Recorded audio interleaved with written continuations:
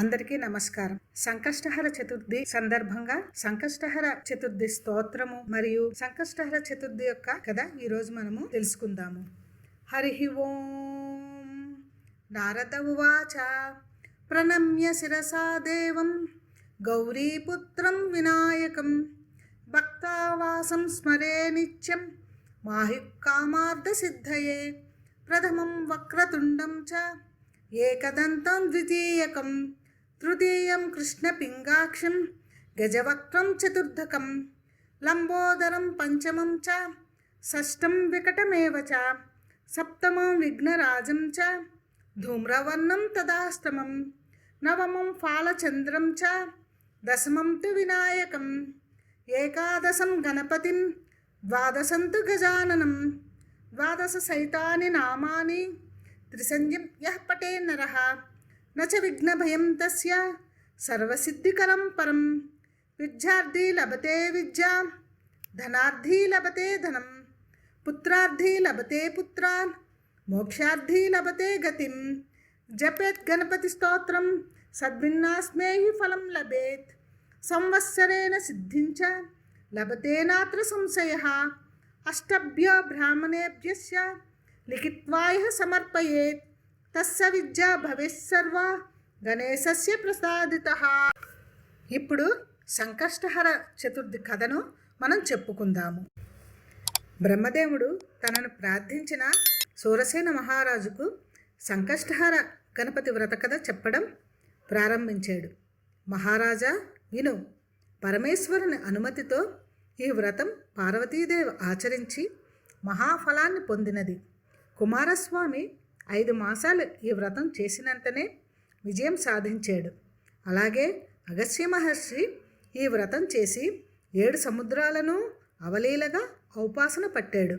అలాగే నలచక్రవర్తిని ఎడబాసిన దమయంతీదేవి ఈ వ్రతం చేసి నలమహారాజుని కలిసింది.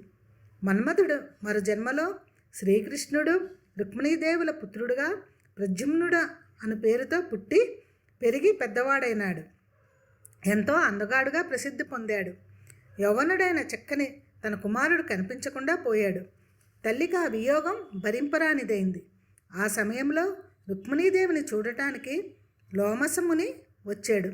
ఆయనను సకల మర్యాదలతో ఆహ్వానించి రుక్మిణీదేవి ఆశీనుని చేసింది. ఆ మహామునికి తన దుఃఖ కారణము చెప్పింది. లోమసముని రుక్మిణీదేవిని ఓదార్చి, తల్లి దుఃఖపడకు, నీ బాధ నాకు అర్థమైంది. నీ పుత్ర వియోగ బాధ పోవాలి అంటే ఓ మార్గం చెబుతా. గణేశ్వరుని ఉద్దేశించి సంకష్టహర గణపతి వ్రతం చేయి తల్లి, నీ బాధ తీరుతుంది, నీ కుమారుడు నీ వద్దకు చేరుతాడు అని చెప్పి వ్రత విధానం చెప్పాడు. ముని ఆదేశం మేరకు రుక్మిణీదేవి వ్రతం మొదలుపెట్టి చేయడం ప్రారంభించింది. మొదలుపెట్టిన 3 నెలలలో ప్రద్యుమ్నుడు తల్లిని చేరి సంతోషపెట్టాడు. అదే విధముగా బాణాసురుడు సోనపురాధీశ్వరుడు. అతడు శ్రీకృష్ణుని అంతోపురం నుంచి అనిరుద్ధ కుమారుణ్ణి పట్టుకు వెళ్ళి బంధించి తన అంతఃపురంలో పెట్టుకున్నాడు. ఆ సమయంలో ఈ వ్రత ప్రభావం వలనే బాణాసురుని జయించి అతని కుమార్తె అయిన చిత్రలేఖను తెచ్చి అనిరుద్ధునికిచ్చి వివాహం చేశారు. అంతటి మహామహులుచే ఆచరింపబడినది ఈ వ్రతం అని చెప్తున్నాడు బ్రహ్మ. ఇంకా ఈ విధంగా చెబుతున్నాడు. సూరసేన, నా సృష్టిలో దేవ దానవ నర కిన్నెర కింపురుష ఉరగాదులందరూ ఉన్నారు. వీరందరికీ ఆపదలు వస్తాయి. అలాంటి సమయాలలో ఆపదలు తొలగి సుఖించే అవకాశం ఇచ్చేదే ఈ సంకష్టహర గణపతి వ్రతం. సర్వ ఆపదలను హరించి సర్వసిద్ధులు, సర్వసంపదలు, ఆయురారోగ్యాలు, పుత్రమిత్ర కలత్ర పౌత్రాదులతో సుఖిస్తారు. తపస్సులు యజ్ఞయాగాదులకు కూడా ఇది సరిపోదు. ఈ వ్రత కథను బంధువులు, మిత్రులు, కుటుంబ సభ్యులు అందరూ చక్కగా కూర్చొని మహానివేదన అయిన తర్వాత శ్రద్ధాభక్తులతో వినాలి. ఆ తర్వాత ప్రసాదాన్ని స్వీకరించాలి. సూరసేన మహారాజు శ్రద్ధగా వినడంతో మహేంద్రుడు ఇలా చెప్తున్నాడు. మహారాజా, శ్రీ దత్తాత్రేయ స్వామివారు ఈ మంత్రాన్ని ఉపదేశించగా కార్తవీర్యార్జునుడు గాలిని మాత్రమే పీలుస్తూ తపస్సు చేయగలిగాడు. రాయివలే చలనం లేక నిశ్చల తపస్సు ఘోరంగా చేశాడు. కార్తవీర్యుని భక్తికి మెచ్చిన గణేశుడు ఎదురుగా ఉన్న సరస్సులో పగడాల రంగులో ప్రత్యక్షమైనాడు. నాయనా, ఈ ఘోరారణ్యంలో ఇంత ఘోరముగా నా గురించి 12 సంవత్సరాలు ఇలా తపస్సు చేయడం నాకెంతో సంతోషం ఇచ్చింది. నీకు వరాలు ఇవ్వడానికే వచ్చాను, కోరుకో, నీకు ఏమి వరం కావాలేను అన్న గణేశుని మాటలకు కళ్ళు తెరిచిన కార్తవీర్యార్జునుడు, స్వామి గణనాథ, నీ ఆదరణతో కూడిన ఈ దర్శన భాగ్యమే చాలు తండ్రి, ధన్యుడను. నీ పదయుగార్చనే నాకు నిరంతరం ఉండునట్లు వరం ఇవ్వు తండ్రి అన్నాడు. వరమిచ్చి అదృశ్యమైనాడు గణపతి. అంతేకాదు, కార్తవీర్యార్జునకు సహస్రబాహువులు వచ్చాయి. పాదాలు 2, శరీరం మాత్రం మేరు పర్వతమంతగా వచ్చింది. ఈ విధముగా గణేశునిపై అన్యాయ భక్తితో కార్తవీర్యార్జునిపై దేవతలు వర్షం కురిపించారు. ఈ శబ్దాలకు, దేవతా శబ్దాలకు యమధర్మరాజు సైతం ఆశ్చర్యపోయాడు. భూలోకంలో ఉన్న రాజులందరూ ఆ శబ్దాలు విని భయకంపితులైనారు, కుచించుకుపోయారు. 1000 చేతులు కలిగిన కార్తవీర్యార్జుని పేరు వింటూనే భయపడిపోయారు. శ్రీ మహావిష్ణు రూపంలా వెలిగిపోయే కార్తవీర్యార్జున రూపం భూమిపై చాలా అలజడి కల్పించింది. క్రూర ప్రవర్తనులైన రాజులందరినీ జయించి వేశాడు. తన తండ్రిని అవమానించిన వీరవైరులైన రాజులందరినీ జయించాడు. దేవతలు రత్నములు పొగిడిన బంగారు ఆభరణాలను కార్తవీర్యునికి బహుకరించారు. ఈ విధముగా భూమిపై ఎదురులేని బాహుబల విక్రమోపేతుడైన సహస్రబాహువులతో తేజస్సుతో వెలిగిపోయాడు.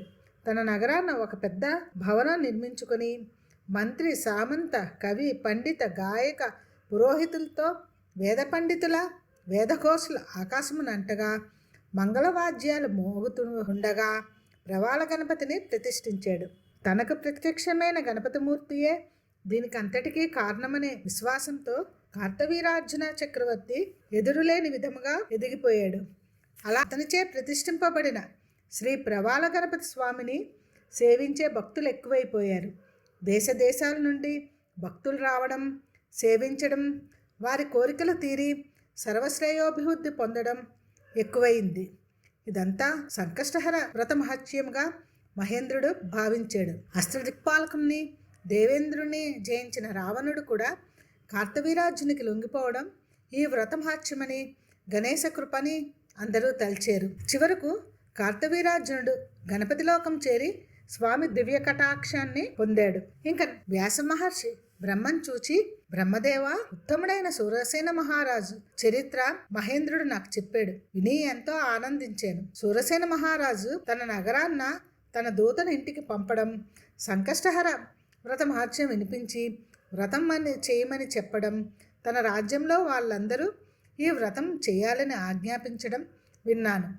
ఈ విధముగా అందరి చేత వ్రతం చేయించి అందరినీ సౌభాగ్య సంపదలతో తులతూగేటట్లు చేయడం సంతోషించవలసిన విషయం.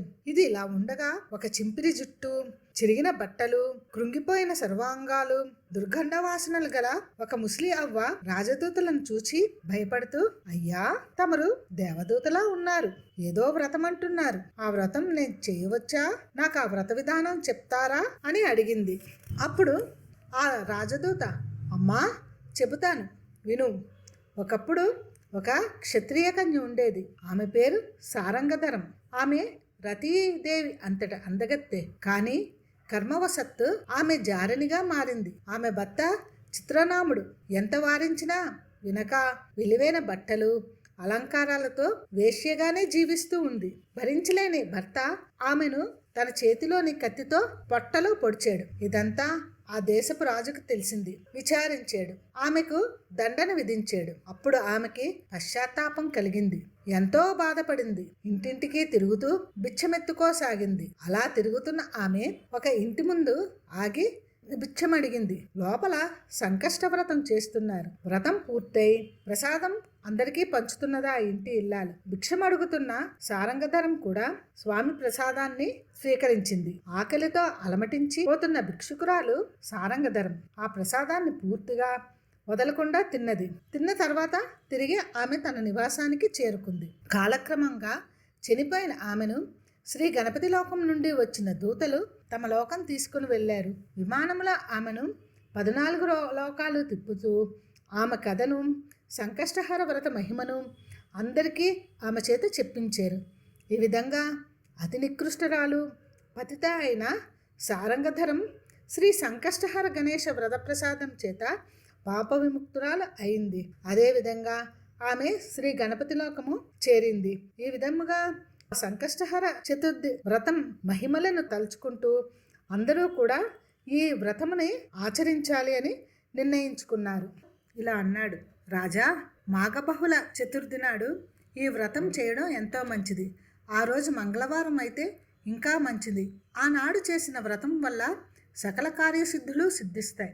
తప్పక చేయవలసిన విధి అన్న వశిష్ఠుని మాటలు విన్న మహారాజు మాఘబహుళ మంగళవారం నాడు వ్రతమునకు కావలసిన అన్ని వస్తువులను సమకూర్చుకున్నాడు. వశిష్ఠుని ఆజ్ఞానుసారం ముందుగా శ్రీ మహాగణాధిపతిని పూజించి జపం చేశాడు. అరటి బోధలతో అలంకరించిన మంటపంలో వశిష్ఠుల వారిని ఆధ్వర్యులుగా చేసి కలశమును స్థాపించాడు. రంగురంగుల పూలతో అలంకరించాడు. బంగారంతో తయారు చేయించిన గణేష్ ప్రతిమను కలశం ముందు ఉంచారు.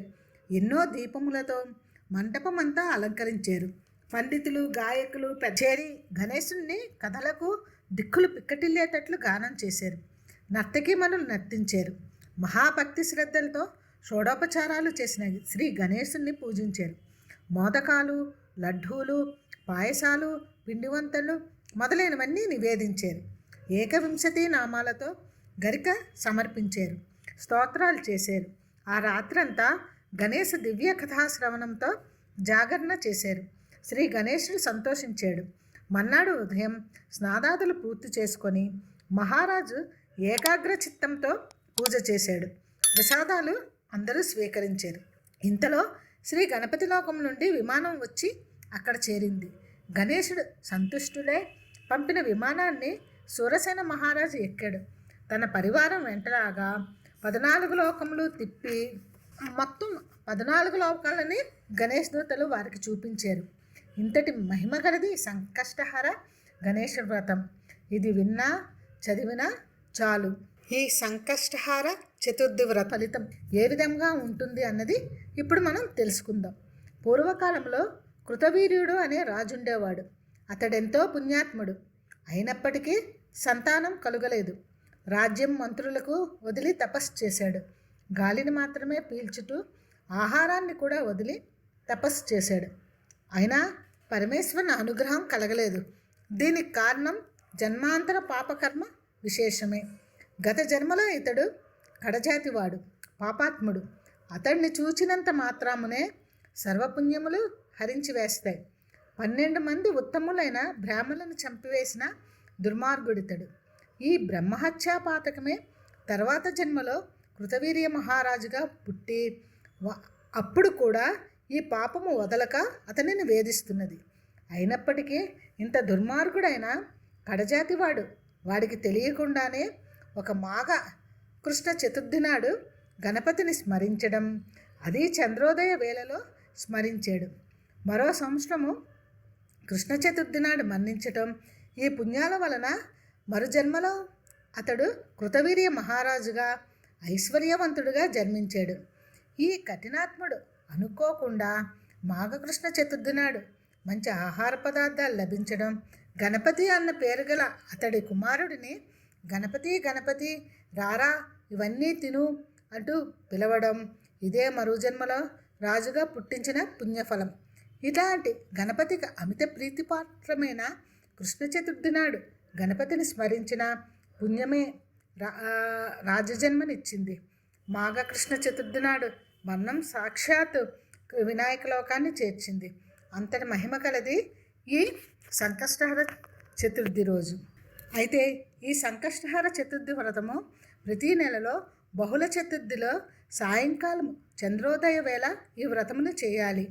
ఇదే ఉత్తర భారతదేశంలోని ఈ వ్రతమును కల్వ చతుర్థి అనేసి అంటారు.